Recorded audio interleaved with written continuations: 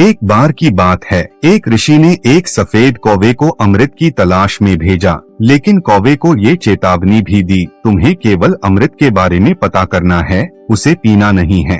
अगर तुमने उसे पी लिया तो तुम इसका कुफल भोगोगे। कौवे ने ऋषि की बात सुनकर हामी भर दी और उसके बाद अमृत की तलाश करने के लिए सफेद कौवे ने ऋषि से विदा ली। कौवे ने अमृत को बहुत ढूंढा और 1 साल के कठोर परिश्रम के बाद कौवे को आखिर अमृत के बारे में पता चल गया। अमृत देखकर उसे ऋषि के वचन याद आए कि उन्होंने अमृत पीने से मना किया था, परंतु वह इसे पीने की लालसा रोक नहीं पाया और इसे पी लिया।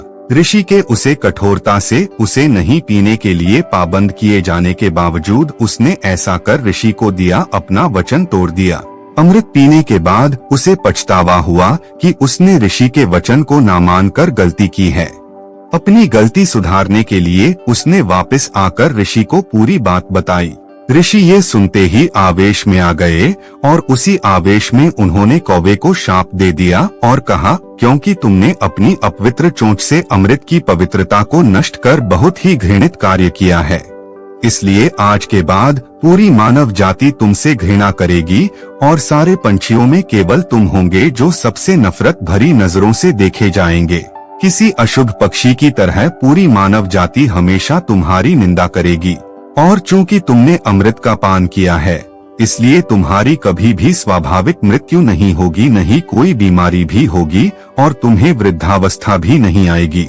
भाद्रपद के महीने के 16 दिन तुम्हें पितरियों का प्रतीक मानकर आदर दिया जाएगा। तुम्हारी मृत्यु आकस्मिक रूप से ही होगी। इतना कहकर ऋषि ने कौवे को अपने कमंडल के काले पानी में डुबो दिया। सफेद कौवा काले रंग का बनकर उड़ गया। तभी से कौवे काले रंग के हो गए।